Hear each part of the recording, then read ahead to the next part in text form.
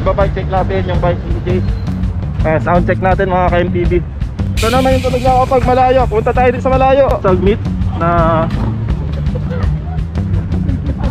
ganito kalaki oh. Like and subscribe.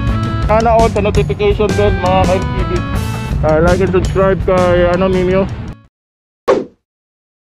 Good morning mga ka-MTB. Nandito kami sa gilid ng Heritage Park. Katatapos lang namin mag-bike dyan sa Heritage Makidli. Ayan, katatapos lang namin na magsabi. Ngayong umaga ay babike check natin yung bike EJ. Shoutout sa'yo EJ. Shoutout kay Carl, sa kay Mimio, Ryan, kay Antonino. Ayun na yung babike check natin yung Genova na 29er. Ay, shoutout ba kayo? Shoutout kay Anthony na lang. Shoutout kay Anthony. Ayun si Anthony oh. Anthony, shoutout daw sabi ni Carl.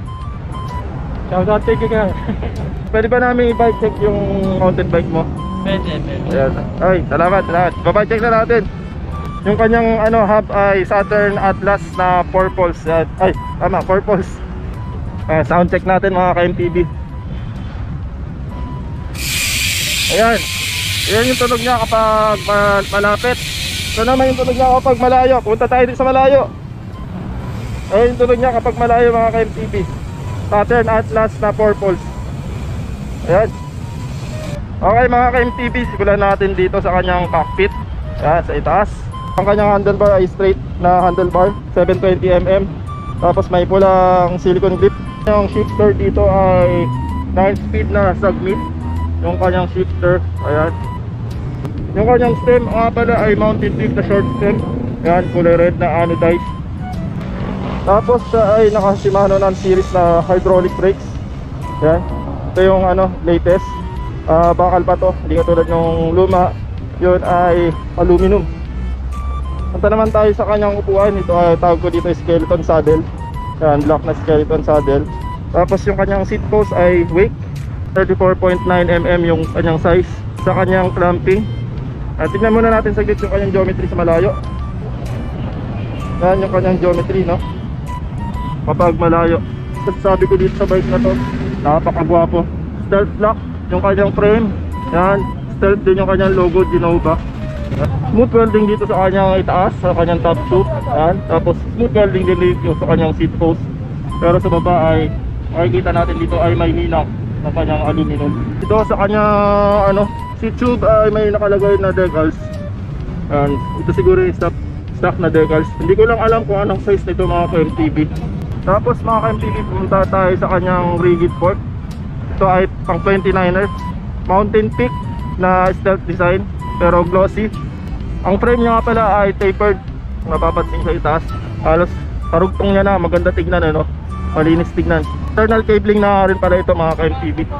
Kung mapapansin niyo sa bandang itaas, ito ay internal cabling. So sa kabila walang nakapasok kasi 1x lang naman ito. Ayan. Yung kanyang tires mga ka-MTB ay Maxxis Icon. Ayan. Ayan, medyo malapad dito mga ka-MTB Ang kanyang size ay 29 by 2.2 Maxxis Icon.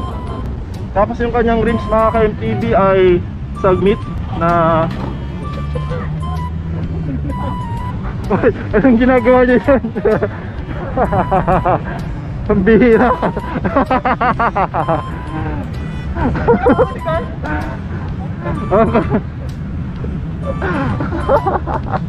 Ang kulit nito dalawa. Umemplang yung dalawa. Submit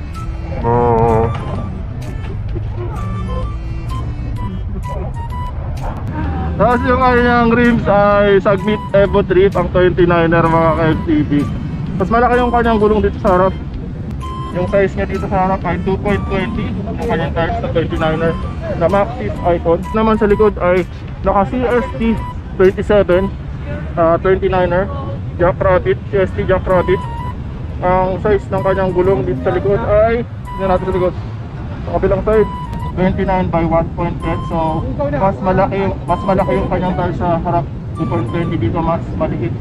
True axle niya nga pala yung kanyang hub, yung Submit Atlas na 4 poles. Yan. Ito ay naka Shimano na rotor, 160mm sa harap, tapos 160 rin sa likuran. Tapos dito na, pumunta naman tayo sa kanyang drivetrain mga ka-MTB. Ang kanyang drivetrain ay Shimano Jore. Tapos naka-flat pedals. Hindi ko na makita yung brand, no? Burado na. Shimano Jore. Tapos yung chainring niya ay 32T narrow wide. Ito ay 9-speed na chain. Dito naman sa likod ay 9-speed na Shimano Jore. Ito ay gawang Japan. Ganito kalaki, oh. Hindi ko alam kung ilang inches tong kamay ko, pero ganyan siya kalaki mga ka-MTB. Nakamalaki ay 4090. Tapos ito ay naka Shimano Jore na clutch type. Yan. Ito yung latest na Shimano Jore. So yan lang yung ating bike check ngayong umaga mga ka-MTB. Yan.